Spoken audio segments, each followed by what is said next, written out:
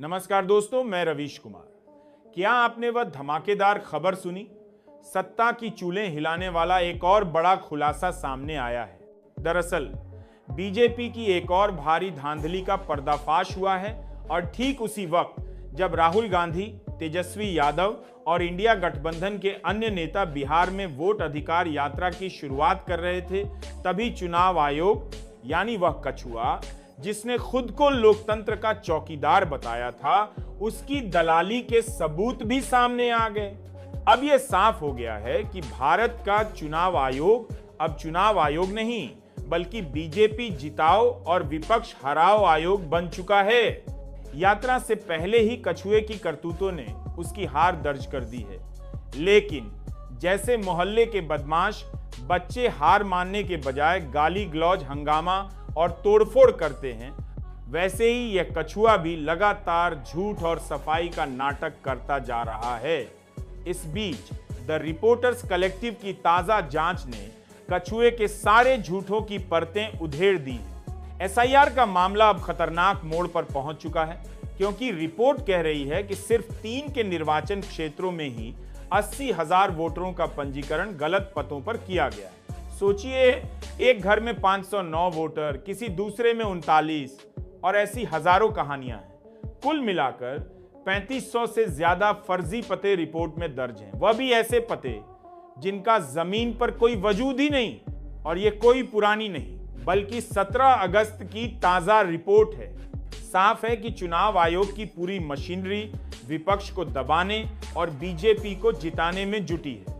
हम जैसे स्वतंत्र पत्रकार इन मुद्दों को सामने ला रहे हैं, तो आपकी जिम्मेदारी है कि इस सच को ज्यादा से ज्यादा लोगों तक पहुंचाएं, क्योंकि गोदी मीडिया इन सबूतों को दबाने में लगी है। अगर आप पहली बार देख रहे हैं तो चैनल को सब्सक्राइब कीजिए और घंटी बजाइए, ताकि लोकतंत्र की असली आवाज आप तक पहुंचती रहे। याद रखिए, हमारा कोई मालिकाना फंड नहीं है, इसलिए आपका सहयोग ही हमें जिंदा रखेगा। अब आइए चुनाव आयोग की असलियत देखें। जैसे ही एसआईआर शुरू हुआ, विपक्षी नेता राहुल गांधी, तेजस्वी यादव या कोई भी नेता चुनाव आयोग की गड़बड़ियों पर सवाल उठाता है, चुनाव आयोग तुरंत उनके ट्वीट पर मिसलीडिंग और फेक की मुहर लगा देता है। लेकिन जब बीजेपी नेता अनुराग ठाकुर ने खुलेआम आरोप लगाया कि लाखों फर्जी वोट विपक्ष के निर्वाचन क्षेत्रों में डाले गए हैं, तब कछुए के अधिकारियों की हिम्मत नहीं हुई उसका खंडन करने की।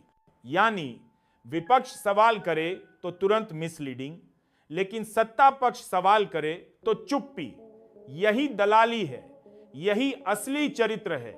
ये हाल उसी बच्चे जैसा है जो परीक्षा में फेल हो जाए और पूछने पर 100 बहाने गिनाने लगे।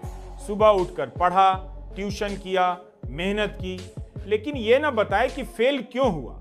कछुआ भी यही कर रहा है। हर सवाल का जवाब है, हमारे पास इतने अधिकारी हैं, इतनी जांच हुई, लोकतंत्र मजबूत हो रहा है, लेकिन असली सवाल का जवाब नहीं। फर्जी वोट क्यों है, गड़बड़ी क्यों है? और जब जवाब नहीं होता तो आरोप विपक्ष पर डाल दिया जाता है कि समय से नहीं बताया।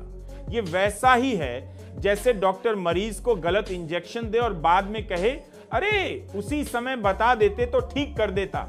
चुनाव आयोग की हर प्रेस रिलीज में सिर्फ रटा रटाया वाक्य है, शुद्ध मतदाता सूची लोकतंत्र के लिए जरूरी है। लेकिन अशुद्ध मतदाता सूची लोकतंत्र का गला कैसे घोंट रही है, इस पर एक शब्द नहीं।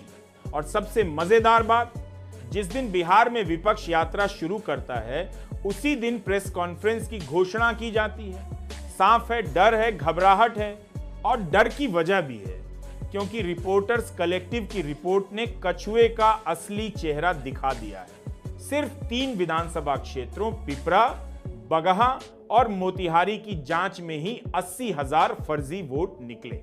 पिपरा के गालिमपुर गांव में एक ऐसे घर का खुलासा हुआ जहां 509 अलग अलग जातियों और समुदायों के वोटर रजिस्टर्ड थे, जबकि जमीनी हकीकत में वह घर अस्तित्व में ही नहीं। दूसरे घर में 451 वोटर, और ऐसे हजारों उदाहरण। बगहा की वोटर लिस्ट में 9 घरों में 100,100 से ज्यादा लोग रजिस्टर्ड हैं। मोतिहारी में भी यही हाल। यानी बिहार के 3 विधानसभा क्षेत्रों में लगभग 8% वोटर फर्जी हैं। आप खुद सोचिए, अगर 243 विधानसभा क्षेत्रों में यह हाल है तो पूरा आंकड़ा कितना भयानक होगा। और ये सिर्फ आंकड़े नहीं हैं, यह हमारे लोकतंत्र की बुनियाद को हिलाने वाले सबूत हैं। रिपोर्ट की टीम जब जमीन पर पहुंची तो पाया कि बीएलओ दबाव में थे। रात रात जागकर फॉर्म भरवाए गए, बिना जांच के मृतकों तक के नाम रजिस्टर्ड कर दिए गए, यानी 6 महीने का काम 1 महीने में जबरदस्ती करवाया गया। और अब गड़बड़ियों का ठीकरा उन्हीं छोटे कर्मचारियों पर फोड़ दिया जाएगा। असली दोषी वो सिस्टम है जिसने उन्हें मजबूर किया। असलियत यह है कि यह पूरी कवायद पहले से तय स्क्रिप्ट पर चल रही है।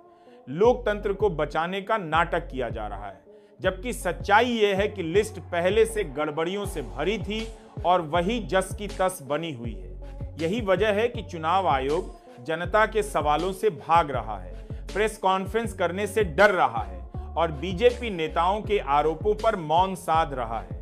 कुल मिलाकर मामला साफ है, यह लड़ाई अब आर पार की है। राहुल गांधी और तेजस्वी यादव समेत विपक्षी दल पूरी ताकत के साथ उतर चुके हैं और जनता उनके साथ खड़ी है। यात्रा को रोकने के लिए प्रशासनिक अड़चनें डाली जा रही हैं, लेकिन विपक्ष का मूड साफ है, इस बार बैकफुट पर नहीं, सीधा आर पार। और यह लड़ाई सिर्फ नेताओं की नहीं बल्कि हर नागरिक की है जो अपने वोट के अधिकार को सुरक्षित देखना चाहता है। अब आप बताइए, अगर चुनाव आयोग निष्पक्ष होता तो विपक्ष और सत्ता दोनों पर एक जैसा रवैया अपनाता कि नहीं? लेकिन सच्चाई यह है कि विपक्ष सवाल करता है तो कच